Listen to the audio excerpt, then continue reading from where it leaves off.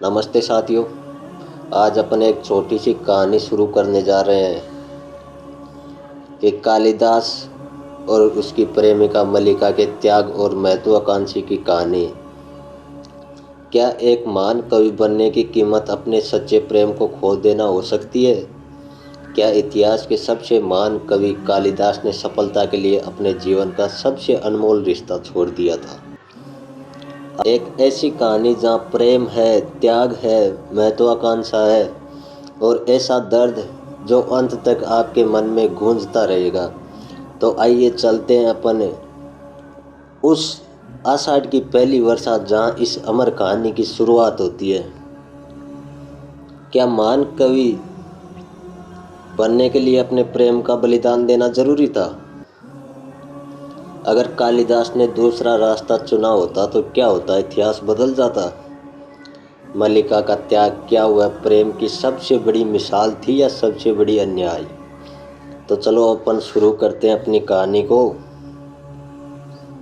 आषाढ़ का पहला दिन और ऐसी वर्षा, माँ ऐसी धारदार वर्षा दूर दूर तक की उपतकाएं भीग गई और मैं भी तो देखो कैसे भीग गई हूँ। मल्लिका बोलती है अपनी माँ को, तो माँ बोलती है कि माँ अंबिका की तरफ अपना सिर से पैर तक एक दृष्टि डालती है और फिर अपने काम में व्यस्त हो जाती है। घुटनों के बल बैठकर कंधे पर सर रख देती है। मल्लिका गई थी दक्षिण दिशा में आते हुए बगलों की पंक्तियों को देखने के लिए, और देखो सब वस्त्र भिगो आई हूँ। उसके केसों को चूम कर और खड़ी हो जाती है, ठंड से सिहर जाती है। अंबिका अपनी माँ से पूछती है, सूखे वस्त्र कहाँ है माँ? इस तरह खड़ी रही तो मैं जड़ जाऊंगी, यानी कि मैं बीमार हो जाऊंगी ऐसे खड़ी रही तो। माँ तुम बोलती क्यों नहीं? अंबिका आक्रोश की दृष्टि से उसकी ओर देखती है, गुस्से में मल्लिका की ओर देखती है और फिर बोलती है, सूखे वस्त्र अंदर तलब पर रखे हैं। तलब का मतलब बेड या चारपाई पे रखे अंदर। मल्लिका फिर बोलती है, तुमने पहले से ही निकाल कर रख दिए थे। तुम्हें पता था ना मैं भीग जाऊंगी, और मैं जानती थी तुम चिंतित होगी, परंतु माँ। द्वार के पास मुड़कर अंबिका की ओर देखती है, मुझे भीगने का तनिक भी खेद नहीं है, कि मुझे थोड़ा बहुत भी दुख नहीं है भीगने का। भीगी नहीं तो आज मैं वंचित रह जाती। यदि मैं भीगती नहीं तो आज उस दृश्य से वंचित रह जाती। चारों ओर धुआंधार मेघ घिरे हुए थे, यानी बादल घिरे हुए थे चारों ओर, और मैं जानती थी वर्षा होगी, फिर भी मैंने घाटी की पगडंडी पर नीचे नीचे उतरती गई, और मुझे पता था कि बारिश आएगी, लेकिन मेरा मन नहीं रुका। मैं अंदर तक जाती रही नीचे नीचे घाटियों में। एक बार तो मेरा अनछुक भी हवा में उड़ गया था। अनछुक का मतलब जो सिर पे ओढ़ रखा था, वो भी एक बार तो हवा में उड़ गया था। फिर बूंदें पड़ने लगी, धीरे धीरे बारिश आने लग गई। मल्लिका अपनी माँ से बोलती है कि वस्त्र बदल लूँ, फिर आकर तुम्हें पूरी बात बताऊंगी कि आज क्या हुआ था। वह बहुत अद्भुत अनुभव था माँ, बहुत अद्भुत।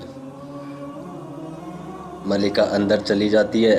अंबिका उठकर फटके हुए धान को एक कुंभ में डाल देती है और दूसरे कुंभ से नया धान निकाल लेती है। अंदर के प्रकोष्ठ से मल्लिका के शब्द सुनाई देते हैं।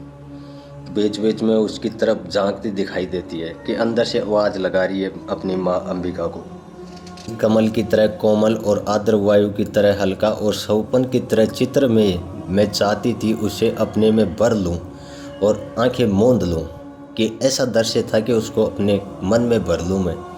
मेरा तो शरीर भी निचुड़ रहा है माँ, कितना पानी इन वस्त्रों ने पिया है, कि इन वस्त्रों ने इतना पानी पिया है कि मेरे शरीर से भी पानी टपक रहा है। शीत की चुभन के बाद उष्णता का ये स्पर्श गुनगुनाने लगती है, कि हल्की हल्की ठंडी हवा लगने के बाद में ये उष्ण यानी गर्मी का स्पर्श। आके बोलती है, माँ आज के वे क्षण में कभी नहीं भूल सकती। सौंदर्य का ऐसा साक्षात्कार मैंने कभी नहीं देखा, जैसे वह सौंदर्य स्पर्श होते हुए भी मसल हो, यानी कि स्पर्श, यानी कि मैं जिसको छू नहीं सकती, लेकिन फिर भी मुझे ऐसा लगता है कि मैं उसको छू सकती थी, मैं उनको देख सकती थी, मैं उनको पी सकती थी। तभी मुझे अनुभव हुआ कि वह क्या है जो भावनाओं को कविता का रूप दे देता है। कि मुझे एहसास हुआ कि एक कवि कैसे भावनाओं को एक कविता का रूप दे देता है। मैं जीवन में पहली बार समझ पाई कि क्यों कोई पर्वत शिखरों को सलाती मेघमालाओं में खो जाता है, क्यों किसी को अपने तन मन की अपेक्षा आकाश में बने मिटे चित्रों का इतना मोह रहता है। क्या बात है माँ, इस तरह चुप क्यों हो? मल्लिका अपनी माँ से बोलती है कि तुम चुप क्यों हो? अंबिका फिर बोलती है, देख रही हो मैं काम कर रही हूँ। मल्लिका बोलती है, काम तो तुम हर समय करती रहती हो, परंतु हर समय इस तरह चुप नहीं रहती। हाथ से छाछ ले लेती है कि जिससे धान साफ करी थी उसको बोलते हैं छाछ, तो वो मल्लिका अपनी माँ के हाथ से अपने हाथ में ले लेती है। मैं तुम्हें काम नहीं करने दूंगी, मुझे बात करो। मल्लिका अपनी माँ से बोलती है कि मैं तुम्हें काम नहीं करने दूंगी, आपको मेरे से बात करना होगा। अंबिका बोलती है, क्या बात करूं मैं? कुछ भी कहो, मुझे डांटो कि भीग कर क्यों आई हूँ, या कहो कि तुम थक गई होगी इसलिए शेष दान मैं पटक दूं, या कहो कि तुम घर में अकेली थी इसलिए तुम्हें अच्छा नहीं लग रहा है। माँ बोलती है, मुझे सब अच्छा लगता है। छाछ उसे ले लेती है, और मैं घर में दुकेली कब होती हूँ? तुम्हारे यहाँ रहने में अकेली नहीं होती कि जब तुम यहाँ पे रहती हो तब भी मैं तो अकेली ही रहती हूँ। मल्लिका फिर बोलती है, मैं तुम्हें काम नहीं करने दूंगी। फिर छाछ उसके हाथ से ले लेती है और कुंभों के पास में ले जाके रख देती है। मेरे घर में अकेली होती हो, कभी तो मेरी भर्त्सना करती हो, यानी कभी तो मेरी बुराई करती हो, मुझे डांटती हो, और घर में रहकर तुम्हारा सब कामों में, और बोलती हो कि घर में रहकर मैं तुम्हारे सब कामों में बाधा डालती हूँ और गंभीर क्यों हो? अंबिका फिर मल्लिका से बोलती है कि दूध ओटा दिया है, शर्करा मिला लो और पी लो। नहीं माँ, तुम पहले बताओ और जाकर थोड़ी देर तलब पर विश्राम कर लो, मुझे अभी काम करना है। मल्लिका बोलती है, नहीं माँ, विश्राम नहीं करूँगी, मैं थकी कहाँ हूँ जो विश्राम करूँगी। मुझे तो अब भी अपने में बरसती बूंदों के पुलक का अनुभव होता है कि जो बारिश हो रही थी उस टाइम पे वो अभी भी अनुभव हो रही है मुझे। बताती क्यों नहीं हो? ऐसे करोगी तो मैं तुमसे नाराज़ हो जाऊंगी, मैं तुमसे बात नहीं करूंगी। अंबिका कुछ न कहकर आंचल से आंखें पोंछती है और उसे पीछे से उठाकर पास की चौकी पर बैठा देती है। मल्लिका क्षण भर चुपचाप उसकी ओर देखती रहती है। क्या हुआ माँ, तुम रो क्यों रही हो? मल्लिका अपनी माँ से पूछती है कि माँ तुम रो क्यों रही हो? कुछ नहीं मल्लिका, कभी बैठे बैठे मन उदास हो जाता है। माँ, बैठे बैठे मन उदास हो जाता है, परंतु बैठे बैठे तो रोया तो नहीं जाता। तुम्हें मेरी सौगंध है जो मुझे नहीं बताओ। दूर कुछ कोतवाल और घोड़ों की टाप का शब्द सुनाई देता। अंबिका उठकर झरोखे के पास चली जाती है। मल्लिका क्षण भर बैठी रहती है, फिर वह भी जाकर झरोखे से देखने लगती है। टापू का शब्द पास आकर दूर चला जाता है कि ऐसे लगता है जैसे पास आ रहा हो, फिर ऐसे लगा कि जैसे दूर चले गए हो घोड़े। मल्लिका अपनी माँ से पूछती है, ये कौन थे माँ? माँ बोलती है, संभवतः ये राज्य के कर्मचारी हैं। ये यहाँ क्या कर रहे हैं? जाने क्या कर रहे हैं। कभी वर्षों में ये आकृतियाँ यहाँ दिखाई देती है, और जब भी दिखाई देती है कोई न कोई अनिष्ट होता है। कभी युद्ध की सूचना आती है तो कभी महामारी की। कि ये लोग जब भी यहाँ पे दिखाई देती है तो अनिष्ट ही होता है। कभी युद्ध की सूचना आती है और कभी महामारी की सूचना आती है। पिछली महामारी में जब तुम्हारे पिता की मृत्यु हुई थी तब भी मैंने ये आकृतियाँ यहाँ देखी थी कि जब तुम्हारे पिता का देहांत हुआ था उस समय भी ये आकृतियाँ यहाँ देखी गई थी। मल्लिका सिर से पैर तक सिहर जाती है। परंतु आज ये लोग यहाँ किस लिए आए हैं, न जाने किस लिए आए हैं।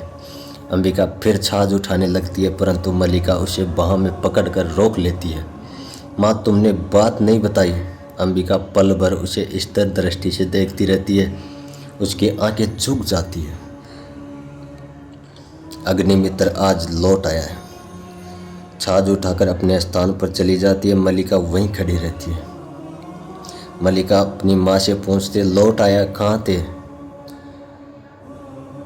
अंबिका, जहाँ मैंने उसे भेजा था। तुमने कहाँ भेजा था माँ उसे? होठ फड़फड़ाने लगती है। वह बढ़कर अंबिका के पास आ जाती है। किंतु मैंने तुमसे कहा था अग्निमित्र को कहीं नहीं भेजने की आवश्यकता है। मैं विवाह नहीं करना चाहती। अंबिका से बोलती है मल्लिका कि मैं विवाह नहीं करना चाहती। फिर उसके लिए प्रयत्न क्यों करती रहती हो? तुम समझती हो मैं निरर्थक प्रलाप करती हूँ। अंबिका बोलती है कि तुम्हें ऐसा लगता है कि मेरा निरर्थक ही प्रलाप करती रहती हूँ। अंबिका धान के मुट्ठी में लेकर जैसे मसलती हुई छाछ में गिराने लगती है। मैं देख रही हूँ तुम्हारी बात सच होने जा रही है, कि मुझे पता है कि तुम्हारी बात धीरे धीरे सच होने जा रही है। जो तुम चाहती थी, शादी नहीं करना चाहती थी, क्योंकि जिस राजघराने में तेरी शादी फिक्स हुई थी उन्होंने मना कर दिया तेरे और कालिदास के प्रेम के लिए। अग्निमित्र संदेश लाया है कि वे लोग इस संबंध के लिए प्रस्तुत नहीं है। प्रस्तुत का मतलब वो राजी नहीं है। मल्लिका फिर बोलती है, क्या कहते हैं, क्या अधिकार है उन्हें कुछ भी कहने का? मल्लिका का जीवन उसी अपनी संपत्ति है, कि मल्लिका का जीवन उसकी अपनी संपत्ति है। वह उसे नष्ट करना चाहती है तो किसी को उस पर आलोचना करने का अधिकार नहीं है। मैं कब कहती हूँ तुम्हें अधिकार है? मल्लिका सिर झटक कर अपनी उत्तेजना को दबाने का प्रयत्न करती है। मैं तुम्हारे अधिकार की बात नहीं कह रही, तुम न कहो, मैं कह रही हूँ आज तुम्हारा जीवन तुम्हारी संपत्ति है, मेरा तुम पर कोई अधिकार नहीं है। मल्लिका की माँ बोलती है मल्लिका से, न कहो, मैं कह रही हूँ आज तुम्हारे जीवन तुम्हारी संपत्ति है, मेरा तुम पर कोई अधिकार नहीं है। मल्लिका की माँ मल्लिका से बोलती है। मल्लिका पास की चौकी पर बैठकर उसके कंधों पर हाथ रख देती है। ऐसा क्यों कहती हो? तुम मुझे समझने का प्रयत्न क्यों नहीं करती? कि माँ मुझे समझने की कोशिश करो, आप ऐसा क्यों बोलती हो बार बार? अंबिका उसका हाथ कंधे से हटा देती है। मैं जानती हूँ तुम पर आज अपना अधिकार भी नहीं है, किंतु इतना बड़ा अपवाद मुझसे सहा नहीं जाता। मल्लिका बाएं घुटनों पर रखकर उन पर सिर टिका लेती है। मैं जानती हूँ माँ, अपवाद होता है। अपवाद का मतलब है कि मल्लिका कालिदास से प्रेम करती थी और उसको इस कहानी में अपवाद का नाम दिया गया है। मैं जानती हूँ माँ, अपवाद होता है, तुम्हारे दुख की बात भी जानती हूँ, फिर भी मुझे अपराध का अनुभव नहीं होता। मैंने भावनाओं में एक भावना का वर्णन किया है। मेरे लिए वह संबंध और वह संबंधों से बड़ा है। मैं वास्तव में अपनी भावनाओं से प्रेम करती हूँ, जो पवित्र है, कोमल और अनश्वर है। अंबिका के चेहरे पर रेखाएं खिंच जाती है और मुझे ऐसी भावनाओं से भी तृष्णा होती है, पवित्र, कोमल और अनश्वर है, कि मुझे ऐसी भावनाओं से घृणा आती है। माँ, तुम मुझ पर विश्वास क्यों नहीं करती? तुम जिसे भावना कहती हो ना मल्लिका, वह केवल छलना और आत्म प्रवचन है। भावना में भावना का वर्णन किया है। मैं पूछती हूँ, भावनाओं में भावना का वर्णन क्या होता है? उससे जीवन की आवश्यकताएं किस तरह पूरी हो सकती है? भावनाओं में भावना का वर्णन है कि जीवन की सभी आवश्यकताएं वो भावनाओं से पूरी नहीं होती। मल्लिका क्षण भर छत की ओर देखती रहती है, फिर बोलती है कि जीवन की स्थूल आवश्यकताएं ही तो सब कुछ नहीं है माँ, कि जो मुख्य आवश्यकता है उसके अलावा भी तो और भी तो आवश्यकता हो सकती है माँ। अंबिका फिर दान पटकने लग जाती है। होगा, मैं नहीं जानती। मल्लिका कुछ क्षण अंबिका की ओर देखती रहती है। सच तो ये है माँ कि ग्राम के अन्य व्यक्तियों की तरह तुम भी उन्हें संदेह और वितृष्णा की दृष्टि से देखती हो, कि कवि कालिदास को जैसे गांव के लोग उसको घृणा की नज़र से देखते हैं माँ, तुम भी उनको उसी घृणा की नज़र से देखती हो। अंबिका फिर बोलते, ग्राम के अन्य लोग उसे उतना नहीं जानते जितना मैं जानती हूँ, कि गांव के लोग उसको उतना नहीं जानते जितना मैं जानती हूँ उसको। क्षण भर दोनों की आंखें मिलती रहती है। मैं उससे घृणा करती हूँ। मल्लिका के चेहरे पर व्यथा, आवेश तथा विवशता की रेखाएं एक साथ खिंच जाती है। अंबिका फिर बोलती है, अन्य लोगों को इससे क्या प्रयोजन है, परंतु मुझे उसके प्रभाव से मेरा घर नष्ट हो रहा है। कि और लोगों को इससे मतलब हो न हो, लेकिन मेरे घर नष्ट हो रहा है इससे। ड्योढ़ी की ओर से कालिदास के शब्द सुनाई देते हैं, कि ड्योढ़ी का मतलब दरवाजे की तरफ से कालिदास के शब्द सुनाई देता है, वो अंदर आता हुआ सुनाई देते हैं उनके शब्द। अंबिका के माथे की रेखाएं गहरी हो जाती है, कि अंबिका का चेहरा गुस्से में लाल पीला हो जाता है। वह छाछ लिए वह उठ वो छाछ लिए उठ खड़ी होती है, क्षण भर ड्योडी की ओर देखती रहती है, फिर अंदर को चली जाती है। बोलती है, ठहरो माँ, तुम चल क्यों दी? माँ का जीवन भावना नहीं कर्म है, उसे घर में बहुत कुछ करना है। चली जाती है। कालिदास एक हिरण्य साहू को बाहों में लिए पुचकारता हुआ आता है। हिरण्य साहू के शरीर से लहू टपक रहा है, यानी किसी ने बाण मार दिया है। एक हिरण का बच्चा था, उस पर किसी ने बाण मार दिया, उसके शरीर से खून टपक रहा है और कालिदास उसको गोद में लिए आ रहे हैं। हम कि एक बाण से आहत होकर हम प्राण नहीं देंगे। हमारा शरीर कोमल है तो क्या हुआ?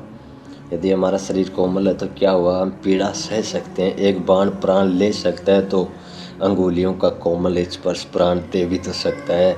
हमें नए प्राण मिल जाएंगे। हम कोमल आस्तरण पर विश्राम करेंगे। हमारे अंगों पर घृत का लेप होगा। कल हम फिर वनस्थली में घूमेंगे, कोमल दुर्वा खाएंगे ना। कालिदास उस हिरण के बच्चे से बातें करता है। मल्लिका अपने को सहेज द्वार की ओर जाती है। ये आहत हिरण्य साहू के यहाँ ऐसा कौन व्यक्ति है जिसने इसे आहत किया? क्या दक्षिण की तरह यहाँ भी? मल्लिका पूछती है कि इस हिरण के बच्चे को घायल किसने किया? कालिदास बोलता है, आज ग्राम प्रदेश में कई नई आकृतियाँ देख रहा हूँ। राज्य के कुछ कर्मचारी आए हैं। हिरण्य साहू को वश से सटाकर थपथपाने लगता है। हम सोएंगे, हाँ हम थोड़ी देर सो लेंगे तो हमारी पीड़ा दूर हो जाएगी, परंतु उससे पहले हमें थोड़ा दूध पी लेना चाहिए। मल्लिका, थोड़ा दूध हो तो किसी भांजन में ले आओ। कि मल्लिका से बोलता है कि यदि थोड़ा दूध हो तो किसी पात्र में डाल के ले आओ। मल्लिका बोलती है, माँ ने दूध उठा कर रखा है, देखती हूँ रखा है कि नहीं। चूल्हे के निकट रखे बर्तन के पास जाकर देखने लगती है। अभी अभी 2-3 राज्य कर्मचारियों को हमने घोड़ों पर जाते देखा है। माँ कहती है कि जब भी ये लोग आते हैं कोई न कोई अनिष्ट होता है, कि कोई न कोई अनहोनी होती है। यदि ये जब भी देखे जाते हैं। वर्षा के रोमांच के बाद मुझे ये सब बहुत विचित्र लगा। दूध का बर्तन उठाकर खुले हुए बर्तन में उड़ेलने लगती है। माँ आज बहुत रुष्ट है। कालिदास हिरण्य साहू को बाहों में झुलाने लगता है। कालिदास हिरण के बच्चे को बोलता है कि हम पहले से सुखी है, हमारी पीड़ा धीरे धीरे दूर हो रही है, हम स्वस्थ हो रहे हैं। न जाने इस शरीर पर उसने बाण छोड़ने पनाह कैसे की, उसको पता नहीं कैसे बाण छोड़ा गया इस छोटे से नन्हे से बच्चे के ऊपर। ये कुचाल बढ़ता मेरी गोद में आ गया, कि ये उछलता हुआ मेरी गोद में आ गया। मैंने कहा तुझे वहाँ ले चलता हूँ जहाँ तुझे अपनी माँ की सी आंखें और उसका सही स्नेह मिलेगा, कि मैं तुझे वहाँ लेके चलता हूँ जहाँ तुम्हें अपनी माँ का सा प्रेम मिलेगा। कालिदास मल्लिका की ओर देखता है। मल्लिका दूध लिए पास आ जाती है। सच माँ आज बहुत रुष्ट है। मल्लिका कालिदास से कहती है कि आज माँ बहुत रूठी हुई है। माँ को अनुमान हो गया होगा कि वर्षा में मैं तुम्हारे साथ ही थी, नहीं तो इस तरह भीग कर नहीं आती। माँ को अपवाद की बहुत चिंता है, कि माँ को पता चल गया कि मैं तुम्हारे साथ ही थी वर्षा में, नहीं तो मैं इसे भीज के नहीं आती। कालिदास बोलता, दूध मुझे दे दो और इसे बाहों में ले लो, कि हिरण बच्चे को तुम गोद में ले लो, ये दूध मुझे दे दो। दूध का भांजन उसके हाथ से ले लेता है कालिदास। मल्लिका हिरण्य साहू को बाहों में लेकर उसका मुंह दूध की निकट ले जाती है। कालिदास भांजन को उसे और निकट कर देता है। हिरण के बच्चे को बोलते, हम दूध नहीं पिएंगे, नहीं हम ऐसा हट नहीं करेंगे, हम दूध अवश्य पिएंगे। राजपुरुष दंतुल ड्योढ़ी से आकर द्वार के पास रुक जाता है, कि एक बाहर से एक राज्य का कर्मचारी आता है और दरवाजे पे आके खड़ा हो जाता है। क्षण भर वह उसे देखता रहता है। कालिदास हिरण का मुंह दूध से मिला देते हैं। दंतुल बढ़कर उसके निकट आता है, बोलता, दूध पिलाकर इसके मांस को और कोमल बना लेना चाहते हो? कालिदास और मल्लिका चौंकर उसे देखने। मल्लिका हिरण्य साहू को लिए थोड़ा पीछे हट जाती है। कालिदास दूध का भांजन आसन पर रख देते हैं। कालिदास बोलते हैं, जहाँ तक मैं जानता हूँ हम लोग परिचित नहीं हैं, कि हमारी कोई जान पहचान नहीं है। तुम्हारा एक अपरिचित घर में आने का साहस कैसे हुआ, कि तुम एक अनजाने घर में कैसे आ सकते हो? दंतुल का एक बार मल्लिका की ओर देखता है, फिर कालिदास की ओर देखता है, फिर बोलता है, कैसी आकस्मिक बात है, कि ये प्रश्न तो मुझे पूछना चाहिए था तुमसे। हमारी कभी का परिचय नहीं हुआ, फिर भी मेरे बाण से आठ हिरण को उठा ले आने में तुम्हें संकोच नहीं हुआ। ये तो कहो कि द्वार तक रक्त बूंदों के चिन्ह बने हैं, अन्यथा इन बादलों से घिरे हुए दिनों में तुम्हारा अनुसरण कर पाता। कि ये तो ऐसा हुआ कि इस हिरण के बच्चे के रक्त के खून के जगह जगह धब्बे पड़े हुए थे, इसके कारण मैं इनके पीछे पीछे इस घर तक आ गया। नहीं, मुझे इन बादलों में क्या पता चलता है कि कहाँ गया हिरण। कालिदास बोलता, देख रहा हूँ कि तुम इस प्रदेश के निवासी नहीं हो। दंतुल व्यंग्यात्मक हंसी हंसता है। कालिदास बोलते हैं कि तुम यहाँ के नहीं लगते, इस गांव के नहीं लगते। तो दंतुल एक व्यंग्यात्मक हंसी हंसता है। मैं तुम्हारी दृष्टि की प्रशंसा करता हूँ। मेरी वेशभूषा की इस बात का परिचय देती है कि मैं यहाँ का निवासी नहीं हूँ, कि जो मैं कपड़े पहन रखा हूँ वो इस बात की गवाही देते हैं कि मैं यहाँ का नहीं हूँ। कालिदास, मैं तुम्हारी वेशभूषा को देखकर नहीं कह रहा, तो क्या मेरे ललाट की रेखाओं को देखकर? दंतुल बोलता है कि क्या मेरे ललाट पे लिखा हुआ है? जान पड़ता है चोरी के अतिरिक्त सामुद्रिक का भी अभ्यास करते हो, कि चोरी के अलावा बहुत कुछ अभ्यास करते हो तुम। मलिका चोट खाई सी कुछ आगे आती है। बोलते, तुम्हें ऐसा लाछन लगाते लज्जा नहीं आती? दंतुल, क्षमा चाहता हूँ देवी, परंतु ये हिरण्य साहु जिसे बाहों में लिए हैं मेरे बाण से आहत हुआ है, इसलिए ये मेरी संपत्ति है। मेरी संपत्ति मुझे लौटा तो दोगे? कालिदास बोलता है, इस प्रदेश में हिरणों का आखेट नहीं होता। राजपुरुष, तुम बाहर से आए हो, इसलिए इतना ही पर्याप्त है कि हम इसके लिए तुम्हें अपराध नहीं मानते कि तुम बाहर से आई हो। इसलिए तुम्हें बता देना चाहता हूँ कि इस प्रदेश में हिरणों का शिकार नहीं होता। यह तो क्या है कि तुम बाहर से आए हो, इसलिए तुम्हें माफ़ कर रहे हैं, तुम्हें अपराधी नहीं मानते। राजपुरुष फिर बोलता है, तो अपराध का निर्णय ग्रामवासी करेंगे। ग्रामीण युवक अपराधी और न्याय का शब्दार्थ भी जानते हैं, कि अब न्याय और अन्याय का निर्णय गांव वाले करेंगे। उनको पता है कि न्याय और अन्याय का अर्थ क्या होता है। कालिदास, शब्द और अर्थ राजपुरुषों की संपत्ति है। जानकर आश्चर्य हुआ कि कालिदास उस राजपुरुष को बोलता है कि शब्द और अर्थ क्या राजपुरुषों की संपत्ति है। ये जानकर मुझे बड़ा अफसोस हुआ। दंतुल बोलता है, समझदार व्यक्ति जान पड़ते हो कि समझदार दिखाई दे रहे हो, फिर भी ये नहीं जानते कि राजपुरुषों के अधिकार बहुत दूर तक जाते हैं। दंतुल बोलता है, मुझे देरी हो रही है, ये हिरण्य शावक मुझे दे दो। कालिदास बोलता है, हिरण्य शावक इस पार्वत्य भूमि की संपत्ति है राजपुरुष, और इसी पार्वत्य भूमि के निवासी हम इसके सहजातीय हैं। तुम ये सोचकर भूल कर रहे हो कि इसे हम तुम्हारे हाथ में सौंप देंगे। मलिका, इसे अंदर ले जाकर तलब पर या किसी आस्तरण पर लेटा दो या बैठा दो। इतने में मलिका की माँ की आवाज़ आती है अंबिका के अंदर से, सहसा इस घर में तलब और आस्तरण हिरण्य शावकों के लिए नहीं है। मलिका बोलती, तुम देख रही हो माँ? हाँ, देख रही हूँ, इसीलिए तो कह रही हूँ कि तलब और आस्तरण मनुष्य के सोने के लिए है, पशु के लिए नहीं। कालिदास बोलता है, इसे मुझे दे दो। मलिका दूध का भांजन नीचे रख देता है और बढ़कर हिरण्य शावक को अपनी बाहों में ले लेता है। इसके लिए मेरी बाहों का आस्तरण ही पर्याप्त होगा, मैं इसे घर ले जाऊंगा। कालिदास बोलता है कि इसके लिए मेरी गोदी काफ़ी है बिस्तर के लिए, इसको मैं अपने घर ले जाऊंगा। और द्वार की ओर चल देता है। और दंतुल बोलता है कि क्या मैं तुम्हें ले जाते हुए देखता रहूंगा? कालिदास बिना उसकी ओर देखे डोरी में चल जाता है। राजपुरुष की रुचि अरुचि क्या होती है, संभवतः इसका परिचय तुम्हें देना आवश्यक होगा। दंतुल बोलता है कि मैं अभी बताता हूँ तुम्हें राजपुरुष की रुचि और अरुचि क्या होती है। कालिदास बाहर चला जाता है, केवल उसका शब्द ही सुनाई देता है। दंतुल तलवार की मूठ पर हाथ रखे उसके पीछे पीछे जाना चाहता है। मलिका शीघ्रता से द्वार के सामने खड़ी हो जाती है, कि जैसे दंतुल आगे बढ़ता है मलिका उसका गेट रोक के खड़ी हो जाती है। मलिका राजपुरुष को बोलती है, ठहरो राजपुरुष, हिरण्य शावक के लिए हठ मत करो, तुम्हारे लिए प्रश्न अधिकार का है, उनके लिए संवेदना का। कालिदास, निशस्त्र होते हुए भी तुम्हारे शस्त्र की चिंता नहीं करेंगे, कि तुम्हारे हाथ में हथियार है ना, उसको चिंता नहीं है। दंतुल बोलता, कालिदास, तुम्हारा अर्थ है कि मैं जिसे हिरण्य शावक के लिए तर्क कर रहा था वे कवि कालिदास हैं? कि दंतुल बोलता है कि मैं जिससे हट कर रहा था हिरण के बच्चे को लेने के लिए, वो क्या कवि कालिदास है? मल्लिका बोलती है हाँ हाँ, परंतु तुम कैसे जानते हो कि कवि कालिदास है? दंतुल कहता है कैसे जानता हूँ? उज्जैनी का राज्यसभा का प्रत्येक व्यक्ति ऋतुसार के लेखक कवि कालिदास को जानता है।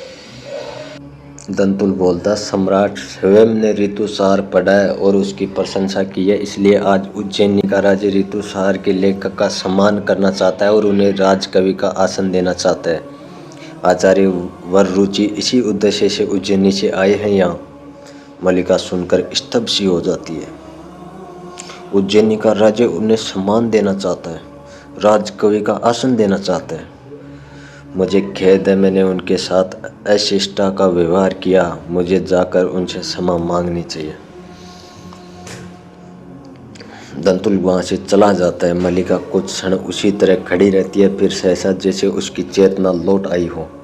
अंबिका इस बीच दूध का भांजन उठाकर कोने में रख देती है। जिस पात्र में पहले दूध रखा था उसे देखती है, उसमें जो दूध शेष है उसे एक छोटे से पात्र में डालकर शर्करा मिलाने लगती है। हाथ ऐसे इस तरह है जैसे वह अंदर ही अंदर बहुत उत्तेजित हो। तुमने सुना महाराज, उन्हें राजकवि का आसन देना चाहता है। अंबिका हाथ से गिरते दूध के पात्र को किसी तरह संभाल लेती है। गीले वस्त्र मैंने सूखने के लिए फैला दिए, थोड़ा दूध शेष है, इसमें शर्करा मिला दी है। तुमने सुना नहीं महाराज, पुरुष क्या कह रहा था? अंबिका फिर उसकी कोई बात पे ध्यान नहीं देती, बोलती है दूध पी लो। आशा करती हूँ कि अब यहाँ किसी और का आतिथ्य नहीं होगा।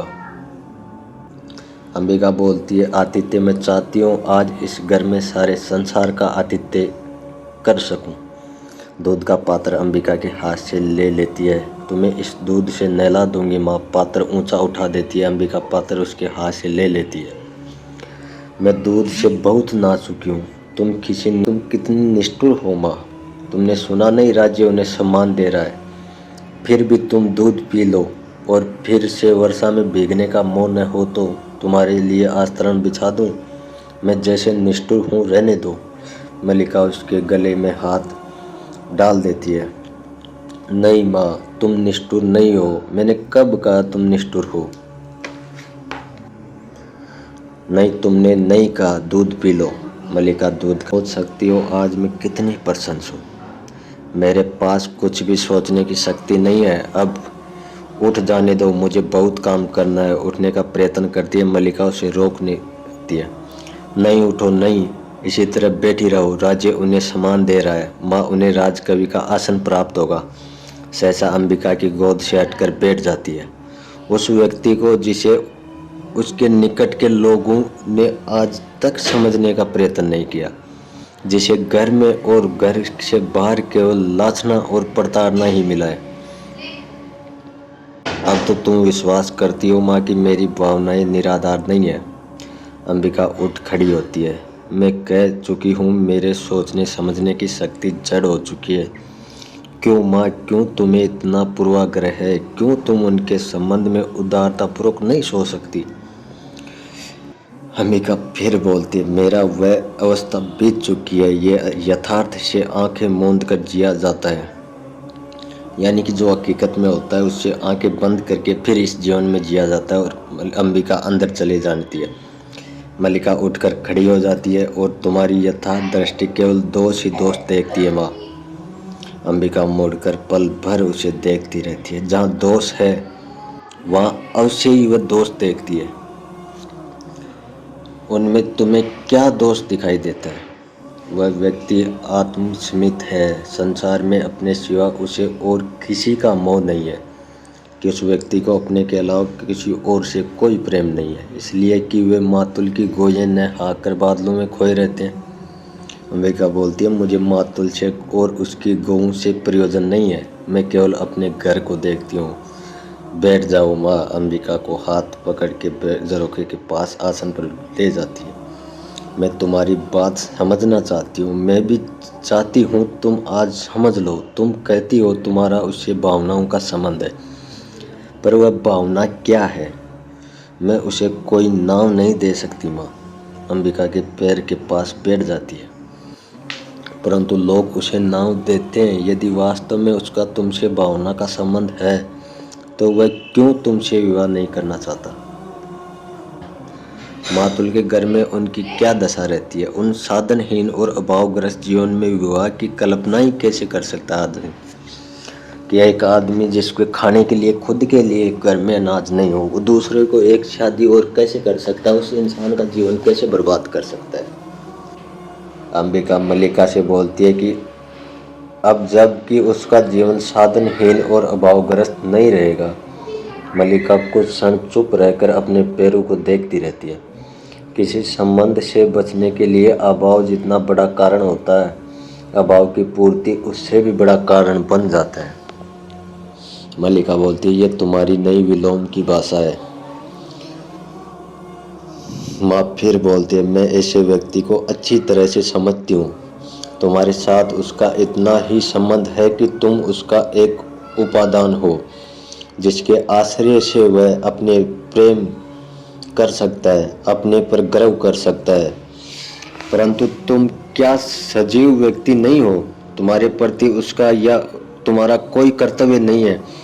कल तुम्हारी माँ का शरीर नहीं रहेगा और घर में एक समय के भोजन की व्यवस्था भी नहीं होगी, तो जो प्रश्न तुम्हारे सामने उपस्थित होगा उसका तुम क्या उत्तर दोगी?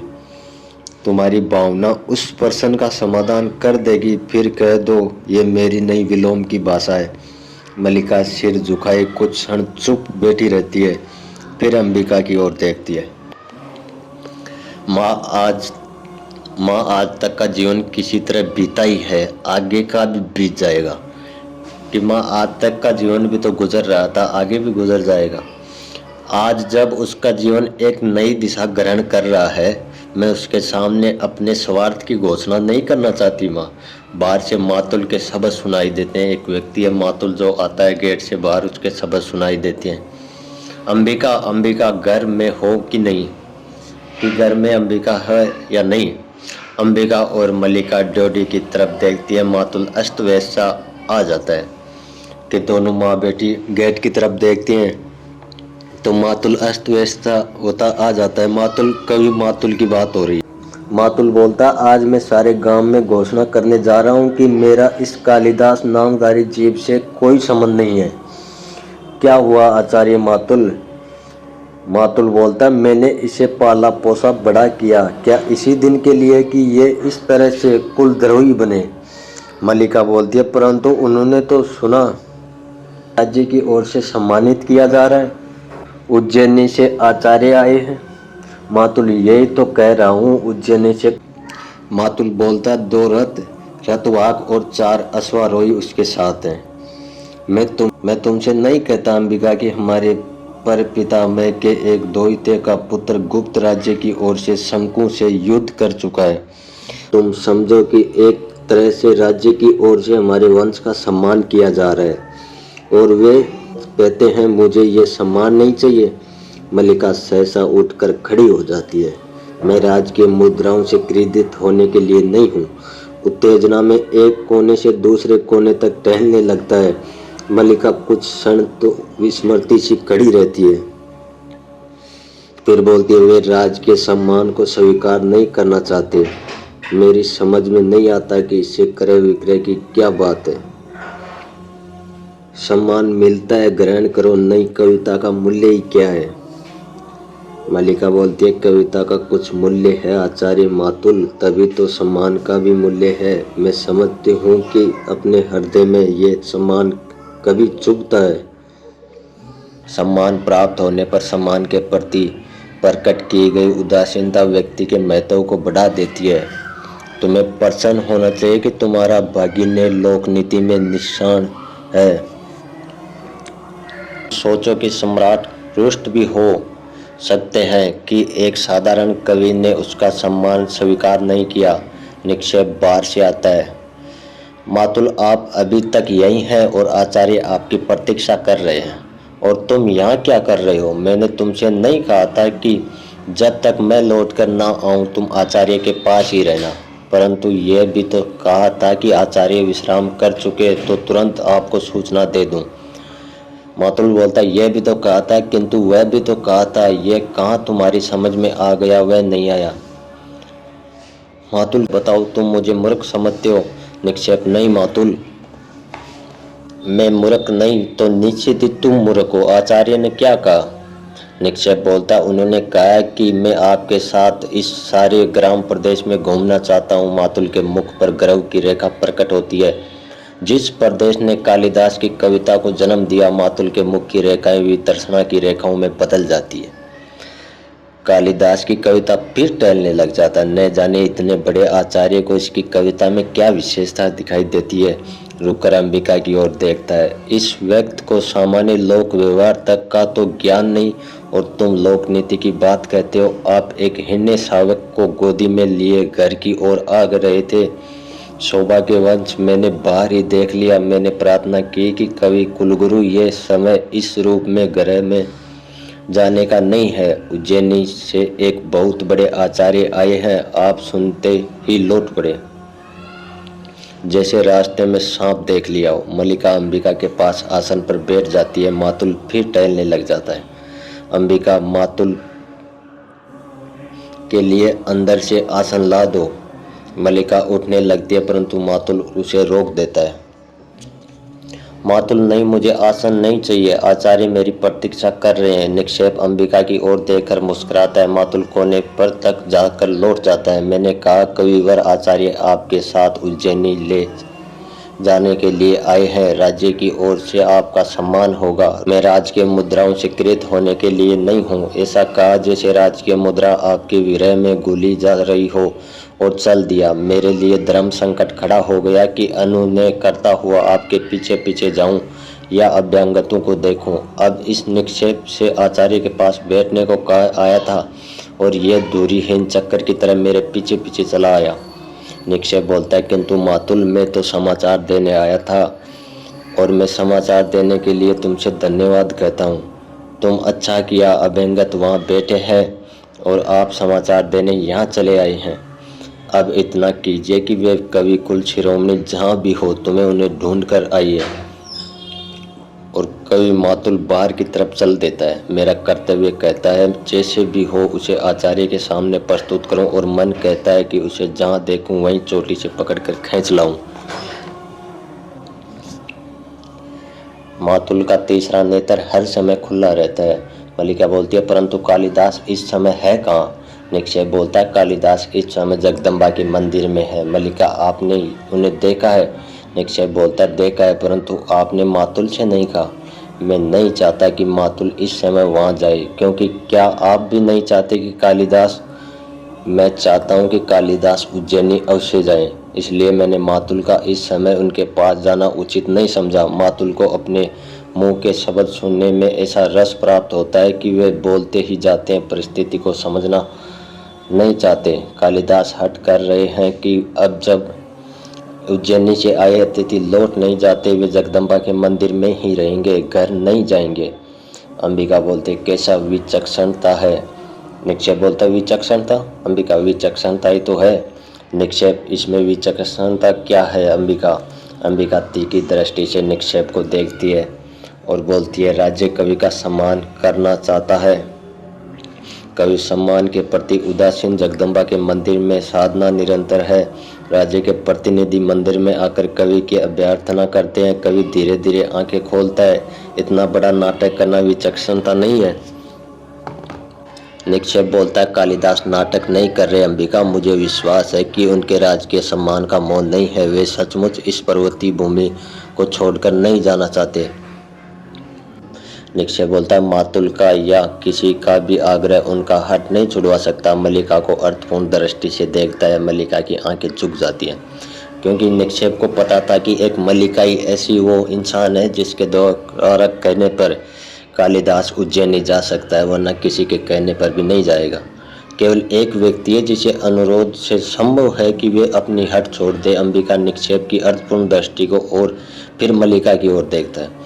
अंबिका बोलती है, हमारे घर में किसी को उसके हट छोड़ने या न छोड़ने से कोई प्रयोजन नहीं है, कि हमें कोई फर्क नहीं पड़ता कि वो हट छोड़े या न छोड़े।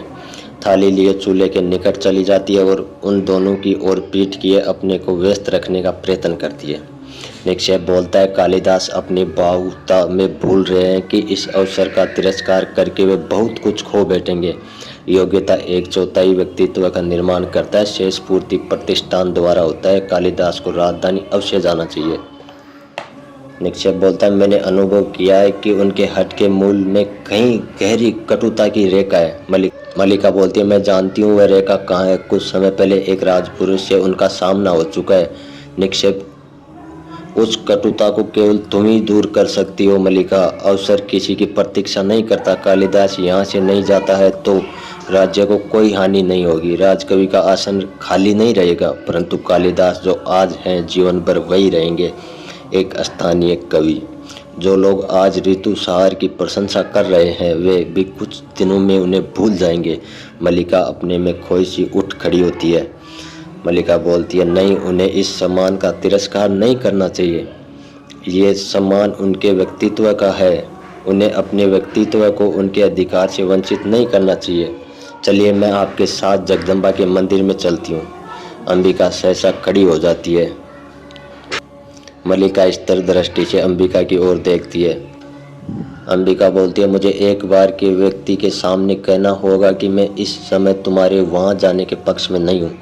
निक्षेप बोलता है, निक्षेप बाहर का व्यक्ति नहीं है अंबिका। मल्लिका फिर बोलती है, यह एक महत्वपूर्ण क्षण है माँ, मुझे इस समय अवश्य जाना चाहिए। आइए आचार्य। निक्षेप बिना अंबिका की ओर देखे बाहर को चल देती है। अंबिका की आंखों में क्रोध की लहर उठती है जो पराजय के भाव में बदल जाती है। निक्षेप अंबिका के भाव को लक्ष्य करता क्षण भर रुक। निक्षेप फिर बोलता है, क्षमा चाहता हूँ अंबिका। मल्लिका के पीछे पीछे चला जाता है। अंबिका कुछ क्षण आंखें मूंदे खड़ी रहती है, फिर घर की वस्तुओं को एक एक करके देखती है और जैसे टूटी सी चौकी पर बैठकर थाली के चावलों को मसलने लगती है। आंखों से आंसू उमड़ आते हैं जिन्हें वह आंचल से पोंछ लेती है। प्रकाश कम हो जाता है। अंबिका के कंठ से रूंधा सा स्वर निकलता है। अंबिका भावना ओ आंचल में मुंह छिपा लेती है। प्रकाश कुछ और क्षीण हो जाता है। तभी डोडी के अंधेरे में अग्निकाष्ठ की एक लो चमकती उठती है। विलोम अग्निकाष्ठ हाथ में लिए बाहर से आता है। अंबिका को इस तरह बैठे देखकर क्षण भर रुकता है, फिर पास चला जाता है। विलोम गिरे मेघों में आज अंधकार कर दिया है। अंबिका, या तुम्हें समय का ज्ञान नहीं रहता? आंचल से मुंह उठाती है। अग्निकाष्ठ के प्रकाश में उनके मुख की रेखाएं गहरी होती, आंखें धसी हुई सी दिखाई देती है। आश्चर्य है, तुमने दीपक नहीं जलाया। विलोम, तुम यहाँ क्यों आए हो? विलोम बाईं ओर के दीपक के निकट चला जाता है। काष्ठ से छूकर दीपक जला देता है। विलोम का आना ऐसा आश्चर्य का विषय नहीं है। जाकर सामने के दीपक जलाने लगता है। अंबिका उठ खड़ी होती है। अंबिका, चले जाओ विलोम, तुम जानते हो कि तुम्हारा यहाँ आना मल्लिका को सह नहीं है, पसंद नहीं है। दीपक जलाकर अंबिका की ओर देखता है। जानता हूँ अंबिका, मल्लिका बहुत भोली है। वह लोक जीवन के संबंध में कुछ नहीं जानती। दीवार में बने आधार में अग्निकाष्ठ तिरछा लगा देता है। वह नहीं चाहती कि मैं इस घर में आऊं, क्योंकि कालिदास नहीं चाहता। घूमकर अंबिका के पास आता है। और कालिदास क्यों नहीं चाहता? क्योंकि मेरी आंखों में उसे अपने हृदय का सत्य झांकता दिखाई देता है। उसे उलझन होती है। किंतु तुम तो जानती हो अंबिका, मेरा एकमात्र दोष ये है कि मैं तो अनुभव करता हूँ, स्पष्ट कह देता हूँ कि मैं जो भी बात होती है, जो भी देखता हूँ, मैं साफ कह देता हूँ। मैं उसके बारे में कोई गणना या घुमा फिरा के नहीं बोलता। अंबिका बोलती है, मैं इस समय तुम्हारे दोष अदोष का विवेचन नहीं करना चाहती। विलोम फिर बोलता, देख रहा हूँ इस समय तुम बहुत दुखी हो, और तुम दुखी कब नहीं रहती अंबिका? तुम्हारा तो जीवन ही पीड़ा का इतिहास है। पहले से कहीं दुबली होती गई हो। सुना है कालिदास उज्जैनी जा रहे हैं। अंबिका बोलती है, मैं नहीं जानती। विलोम जैसा उसकी बात न सुनकर झरोखे के पास चला जाता है। विलोम राज्य की ओर से उसका सम्मान होगा। कालिदास कवि के रूप में उज्जैनी में रहेगा। मैं समझता हूँ उसके जाने से पहले ही उसका और मल्लिका का विवाह हो जाना चाहिए। इस संबंध में तुमने सोचा तो होगा। अंबिका बोलती है, मैं इस समय कुछ भी सोचना नहीं चाहती। तुम मल्लिका की माँ इस विषय में सोचना नहीं चाहती, यह आश्चर्य है। मैंने तुमसे कहा विलोम, तुम चले जाओ। कालिदास उज्जैनी चला जाएगा और मल्लिका, जिसका नाम उसके कारण सारे प्रांत में अपवाद का विषय बना है, पीछे यहीं पड़े रहेगी। क्यों अंबिका? विलोम बोलता है कि मल्लिका, जिसका पूरे गांव में बदनामी हो रखी है, वो यहीं पे रहेगी, पड़ी रहेगी यदि उनकी शादी नहीं की तो। कर आसन पर बैठ जाती है। विलोम घूमकर उसके सामने आ जाता है। क्यों तुमने इतनी पीड़ा, क्या इसी दिन के लिए सही है? दूर से देखने वाले को भी जान सकता है इन वर्षों में तुम्हारे साथ क्या क्या बीता है। समय ने तुम्हारे मन, शरीर और आत्मा की इकाई को तोड़ कर रख दिया है। तुमने तिल तिल करके अपने को गलाया है कि मल्लिका को किसी अभाव का अनुभव न हो, कि तुमने मल्लिका की ऐसी परवरिश की है कि उसको किसी भी चीज़ की कमी का कभी अनुभव नहीं हो। और आज जबकि उसके लिए जीवन भर के अभाव का प्रश्न सामने है, तुम कुछ सोचना नहीं चाहती? अंबिका बोलती है, तुम ये सब कहकर मेरा दुख कम नहीं कर रहे। विलोम, मैं अनुरोध करती हूँ कि तुम इस समय मुझसे अकेले रहने दो, कि तुम चले जाओ यहाँ से। विलोम कहता है, मैं इस समय अपना तुम्हारा पास होना अवश्य समझता हूँ। अंबिका, मैं ये सब बातें तुमसे नहीं, उससे कहने के लिए आया हूँ। आशा कर रहा हूँ कि वह मल्लिका के साथ अभी यहाँ आएगा। मैंने मल्लिका को जगदम्बा के मंदिर की ओर जाते देखा है। मैं यही उनकी प्रतीक्षा करना चाहता हूँ। ड्योढ़ी में कालिदास और उसके पीछे मल्लिका आती है। कालिदास बोलता है, अधिक प्रतीक्षा नहीं करनी पड़ेगी विलोम। विलोम को देखकर मल्लिका की आंखों में क्रोध और वितृष्णा का भाव उमड़ आता है और वह झरोके की ओर चली जाती है। कालिदास विलोम के पास आ जाता है। मैं जानता हूँ कि तुम कहाँ, किस समय और क्यों मेरे साक्षात्कार के लिए उत्सुक हो। कहो, आजकल किस नए छंद का अभ्यास कर रहे हो? विलोम बोलता है, छंदों का अभ्यास मेरी वृत्ति नहीं है। कालिदास बोलता है, मैं जानता हूँ तुम्हारी वृत्ति दूसरी है। क्षण भर उसकी आंखों में देखता रहता है। उस वृत्ति ने संभवतः छंदों का अभ्यास सर्वथा छुड़ा दिया है।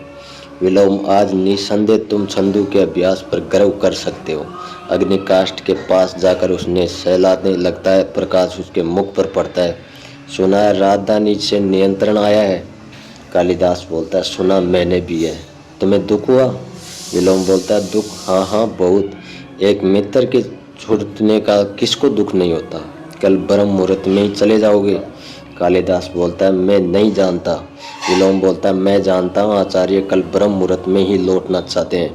राजधानी के वैभव में जाकर ग्राम प्रांतर को भूल तो नहीं जाओगे? एक दृष्टि मल्लिका पर डालकर फिर कालिदास की ओर देखता है कि विलोम कहना चाहता है कि कहीं उज्जैनी जाकर तुम मल्लिका को भूल तो नहीं जाओगे।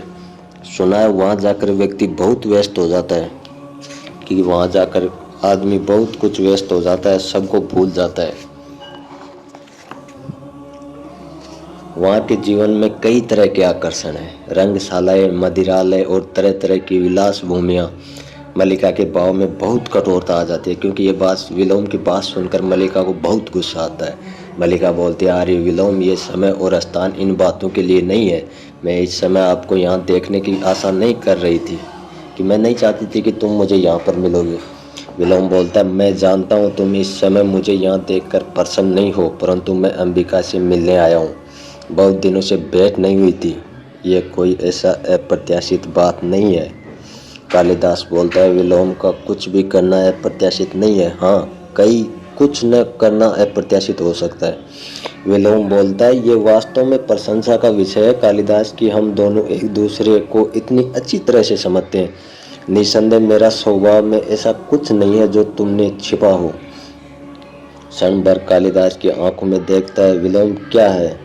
एक असफल कवि और कालिदास एक सफल विलोम। हम कहीं एक दूसरे के बहुत निकट पड़ते हैं। अग्निकाष्ठ के पास से हटकर कालिदास के निकट आ जाता है।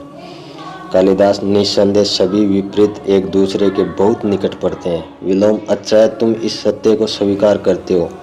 मैं उस निकट के अधिकार से तुमसे एक प्रश्न पूछ सकता हूँ, संभव है?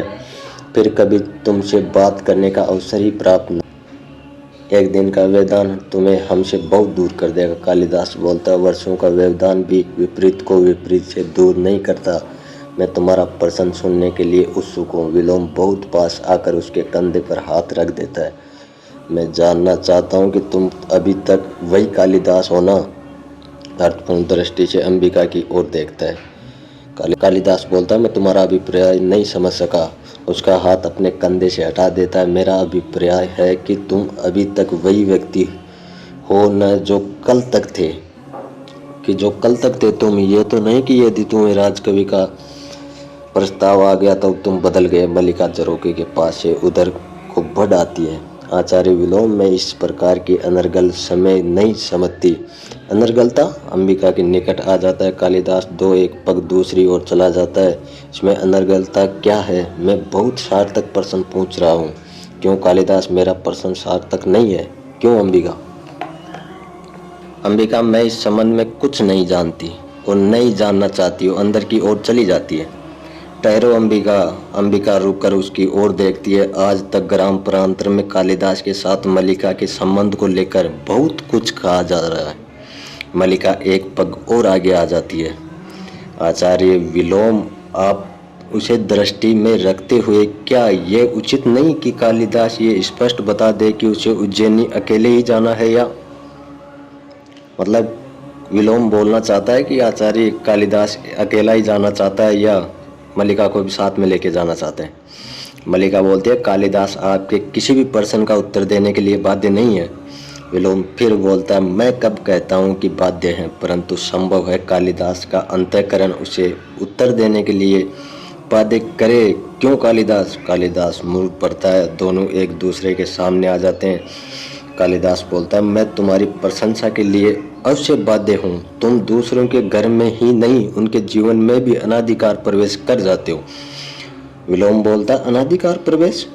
मैं क्यों अंबिका? तुम्हें कालिदास की ये बात कहाँ तक संगत प्रतीत होती है कि मैं विलोम दूसरे के जीवन में अनाधिकार प्रवेश करना चाहता हूँ?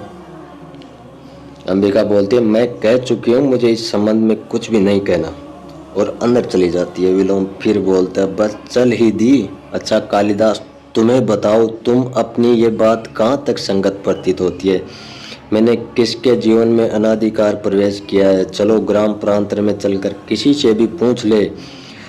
विदंग दृष्टि से उसे देखता है, फिर अग्नि खाकर उसे आधार से हाथ में ले लेता है।